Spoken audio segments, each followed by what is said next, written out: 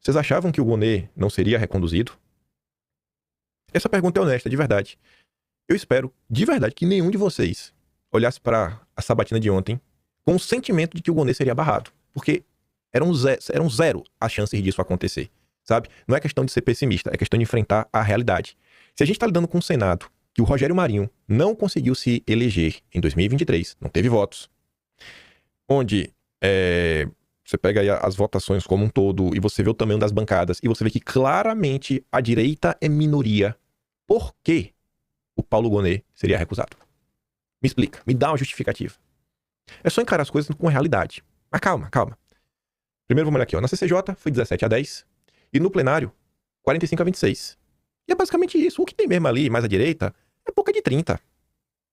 E aí você tem que pegar isso, gente, e jogar de novo lá pra trás, que é a questão de você politizar pra você entender o que se passa no Brasil. Olha todo o desgaste que foi realizado propositalmente no início do ano contra Bolsonaro, naquela conversa mole de eleição da presidência da Câmara. Cobre o seu senador pra ter voto aberto, porque assim a gente vai derrotar, a gente vai expor, vai constranger. A gente falava que o regimento diz que o voto é secreto porque eles vão mudar, coisa de pressão de rede social. Acorda, a rede social é uma bolha, é minúscula. Não é a Globo que tá cobrando, não é a Globo que tá colocando os holofotes. Mas e aí, é só pra entubar isso daí e ficar, né? Fazer o quê, né? Não tem nada que a gente possa fazer? Não. Aí que eu puxo o que eu já falei ali atrás, né? Que da mesma forma que fala da direita lá na Câmara, não tem oposição. Tem oposição, mas a oposição não tem números. Talvez tá faltando uma palavra. Ainda. A oposição não tem números ainda.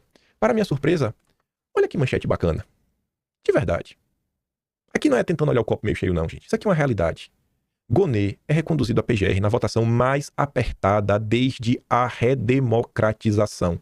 Ou seja, desde a redemocratização, nunca houve uma força antissistema tão grande quanto a atual.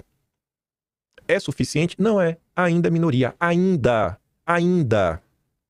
Então, respira. Que política, as coisas muitas vezes não vão se resolver na velocidade que vocês querem, que a sociedade quer, que umas críticas são pertinentes, outras é gente frustrada. Em espécie dessas críticas a Bolsonaro, lá, o frouxo que não resolveu tudo, né, em 4 anos, não salvou o Brasil das garras do PT. Aqueles comentários sem pé nem cabeça. Mas e aí?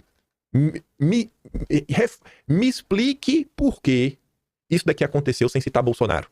Porque até o subtítulo diz, denúncias contra Bolsonaro, os atos 8 de janeiro mudaram o clima político desde a primeira indicação. E não só isso, né? As bancadas. A bancada no Senado eleita, graças a esse movimento que começou lá atrás. Tá ruim? Tá.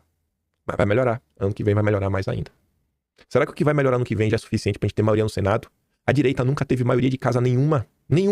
Se a gente tiver chance de botar um senadorzinho sem direita. Sabe, assim, o cara é de direita mesmo, que não tem vergonha de falar sobre direita. No Senado, pra sentar em cima e fazer o que bem entender. Nossa, velho. É um poder inimaginável. Um poder que vocês conhecem. Vocês estão vendo aí o Alcolumbre, vocês estão vendo aí o Hugo Mota. Vai melhorar, gente. Vai melhorar. Uma hora vai melhorar. É impossível isso aqui só piorar. A gente só tem que resistir. Anteontem, um dia antes da sabatina, eu me deparei com esse vídeo aqui. Aí eu fui olhar os números, né? 14 mil curtidas, 3 mil compartilhamentos. Cleitinho, gritaria e o oportunista do Girão. O mesmo discurso do início do ano. Você vai falar, mas o que tem de mais aqui nesse vídeo? Eu vou falar, mas vamos escutar primeiro. O NE não. A gente precisa da mobilização de toda a população brasileira. Vocês compartilhem esse vídeo para todo o Brasil, para a gente barrar ele aqui no Senado, que será votado amanhã, não é isso, Girão? É isso, ele deixou a coisa correr frouxa, foi omisso, ficou a PGR como um puxadinho lá do STF, especialmente do ministro Alexandre de Moraes. Tantas injustiças, presos políticos em pleno século XXI, você precisa participar de forma ordeira, pacífica, cobrar o seu representante aqui no Senado pelo voto aberto. Só assim a gente vai derrotar a recondução do Gonê. Lembrando que está fazendo 100 dias que o Bolsonaro está preso e muito disso é culpa dele, pela omissão dele. Então pensa que você que é de direita, você que é brasileiro, compartilha esse vídeo para todo o Brasil, que a gente tem que saber quem que é traidor. E quem estiver com a direita, estiver com o Bolsonaro, estiver com os presos do dia 8, pra gente acabar com essa justiça, tem que barrar ele aqui no Senado. Vamos pra cima. Deus abençoe você. Quando o Girão me ligou no início do ano pra tentar me cooptar pra campanha dele, ele veio com esse papo de voto aberto. Eu falei, Girão, não vai ter voto aberto. Sabe? Falar pra mim não cola, porque eu entendo como a coisa funciona, eu entendo o regimento interno, o básico do básico do básico. Agora você fala pro povo, né? Aí tu vê o vídeo. Eu até coloquei aqui os principais pontos do vídeo, né? Os comandos que eles passam. Eles cobram a mobilização popular pra barrar. E tem que ser, né? Toda a população. Passem para todo o Brasil. Qual a chance de todo o Brasil se debruçar sobre isso? Nenhuma, zero. Então você já tá fazendo um pedido impossível. Não faz sentido você fazer um pedido impossível. Dizem que a população tem que cobrar seus representantes pelo voto aberto. Não adianta. Porque a regra é voto fechado. Dizem que voto aberto barraria Gonê, né? E reforça, aí depois pedem para compartilhar o vídeo para expor os traidores. Não, o vídeo não é para expor o traidor, porque o pessoal da direita vai votar contra, ia votar contra, votou contra. Eles pedem para compartilhar o vídeo para ganhar like. Ganhar like, é só isso. Aí eu até perguntei pro ChatGPT. Isso daqui, gente, é para vocês, sabe, começarem a entender quando que o político tá fazendo alguma coisa que é realmente útil. Por exemplo, o Felipe Barros, ele tá divulgando aí nas últimas horas diversos vídeos lá do interior do Paraná, que passou um tornado, várias casas foram destruídas. Então ele tá lá, ele tá mostrando o que tá acontecendo pro resto do Brasil e mostrando como as pessoas realmente podem ajudar. É uma coisa, né, é serviço de utilidade pública. O que Girão e Cleitinho tá fazendo é lacração de rede social, é puro teatro. Esqueça isso. Fuja desse tipo de político. Para organizar a ideia, eu já sabia qual era a resposta. Aí eu vou perguntar pro meu chat GPT. O GPT, quero que você compreenda a dinâmica da política brasileira. Compreende que o PGR Paulo Gonet tem o apoio do governo, do centrão, da esquerda, que somam a maior parte do Senado, onde ele só precisava de 41 votos para ser reconduzido para mais um mandato frente à PGR. Diante desse cenário, os senadores, Girão e Cleitinho, resolveram fazer um vídeo onde? Eu coloquei lá os pontos, né? Porque esses pedidos demonstram, de forma clara, que Girão e Cleitinho só estão fazendo politicagem barata e jogando pra torcida. Porque isso mostra que é um vídeo só para conquistar apoio digital com zero impacto na votação do Gonet. Excelente pergunta. E você já apresentou o contexto que permite enxergar com clareza o jogo político por trás do gesto. Vamos destrinchar por partes. Primeiro, o cenário político torna o discurso vazio. Gonet, como você observou, tem apoio do governo, do centrão, da esquerda, ou seja, de praticamente toda a base real de poder no Senado. Isso significa que o resultado da votação já estava definido antes mesmo da sabatina. E nenhum tipo de mobilização popular poderia mudar o desfecho. Por quê? O Senado não é sensível à pressão popular direta, e especialmente a votações de bastidores, como recondução de autoridades. Os senadores não dependem de apoio digital para se reeleger, dependem de articulação partidária, tempo de TV, recursos e alianças regionais, até porque são cargos majoritários. Ou seja, pedir pressão popular nesse contexto é um gesto teatral, não um gesto estratégico. Voto secreto é parte das regras institucionais. Girão e Cleitinho sabem perfeitamente que o voto para PGR é secreto e que isso não muda por clamor popular. Portanto, dizer que o voto aberto barraria Gonet é apenas uma forma de terceirizar a culpa. Se Gonet for aprovado, a narrativa já está pronta. Foi por causa do voto secreto dos traidores. Esse discurso ele não visa alterar o processo, mas criar um inimigo simbólico, né? O sistema, os traidores, mantendo o público engajado emocionalmente. E é por isso que eu digo, não lavem a alma. Se vocês ficam buscando coisas que vão mexer com o teu emocional, você vai cair na rede dos trouxas. Política não é para lavar sua alma, é para obter informações e com as informações que você obtém, você conseguir acordar mais pessoas, despertar mais mentes para o que realmente está acontecendo nesse país. Dar mais pessoas, despertar mais mentes para o que realmente está acontecendo nesse país. A mobilização que pedem não tem consequência prática. Chamar o povo a se mobilizar, compartilhar o vídeo, cobrar os senadores tem zero efeito real sobre a votação, mas gera enorme engajamento digital, 14 mil curtidas. Alimenta algoritmos das redes sociais, geram visibilidade de seguidores, fortalece a imagem dos dois como opositores corajosos. Ou seja, é capital político, simbólico, não institucional. Eles sabem que não vão barrar Gonet, mas vão sair do episódio como os únicos que lutaram contra o sistema. E isso é o que importa para o público deles. Era muito mais vantajoso, para não ficar só na crítica, na sugestão, gravar o mesmo vídeo, falando o seguinte, ó, amanhã vai ter uma sabatina e que não adianta nada você nem reclamar, sabe por quê? Porque é um jogo de cartas marcadas. E começar a explicar realmente para a população o cenário. Explicar para o povo que atualmente não tem números. E que por isso que as demandas populares não avançam. E você já começar a mirar, inclusive, na eleição de 2026. Pegar essa indignação, inclusive, falar sobre a anistia porque ela é constitucional. Do que ficar enganando o povo. Explica a verdade. Para de ficar inventando. Para. Ou seja, é capital político simbólico não institucional. Eles sabem que não vão barrar Gonet, mas vão sair do episódio como os únicos que lutaram contra o sistema, e é isso que importa para o público deles. É discurso para o público, não para o Senado. Girão e Cleitinho não estão falando com senadores, estão falando com o eleitorado digital. É uma estratégia clássica de performar resistência, onde o objetivo não é mudar o resultado, mas registrar uma posição moral que mantém a base engajada e fiel. Essa tática tem nome em política, sinalização de virtude. Eles mostram indignação pública, não para mudar algo, mas para reforçar o sentimento de pureza política e diferença em relação ao sistema. Só que pior que eles é esse daqui. E pior que o Moro é o Aurelianos.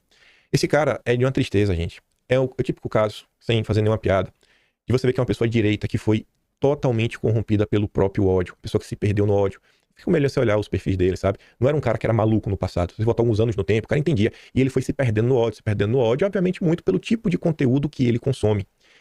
E aí, nos últimos dias, por exemplo, ele se dedicou a atacar o Carlos Bolsonaro, colocar o Bolsonaro como a pior coisa do mundo, todo esse papo de maluco que você vê crescendo nas redes sociais. E qual é o grande ponto aqui?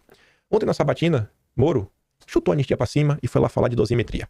A Ana Cibutti, né, advogada aí de várias pessoas, várias vítimas do 8 de janeiro, compartilha o recorte no Vou da Play, falando: Moro foi eleito com apoio do mesmo povo que hoje clama por anistia.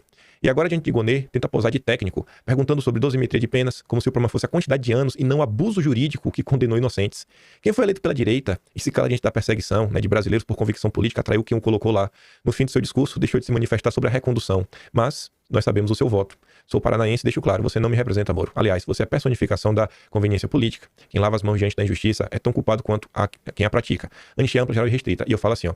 A eleição desse cara como senador mostra como o brasileiro não faz ideia do que realmente acontece na política. E aí vem o Aureliano, né? O único que enfrentou o sistema de fato. Merece um destaque na história do nosso país. O cara realmente acha que Moro enfrentou o sistema. O Moro.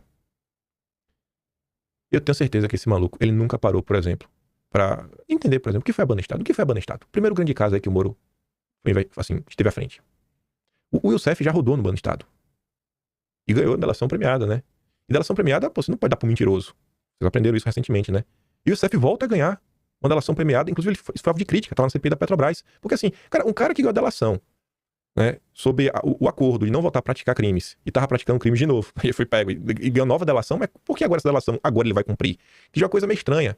Aí você olha a história do Youssef, né, as doações e ajuda que ele deu pra campanhas, inclusive de pessoas lá do Paraná, né, que alguns até são meio padrinhos políticos do Moro, né, Moro? O que que o Youssef fala do Álvaro Dias, hein, Moro? Público.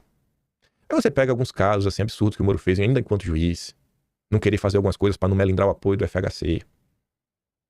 O caso do Zucoloto, que o Ministério Público esqueceu, né, de anexar lá uns documentos, aí o Moro não precisou se declarar impedido. Pô, precisava o Ministério Público? O Moro não precisava desse documento, podia se declarar? Seu padrinho de casamento? Padrinho de casamento? Ex-sócio da Rosângela Moro? Alguém precisava avisar pro Moro com documentos que ele deveria falar, pô, esse caso é complicado pra mim. Aí você pega o governo Bolsonaro, foi Moro que direcionou os inquéritos para a direita.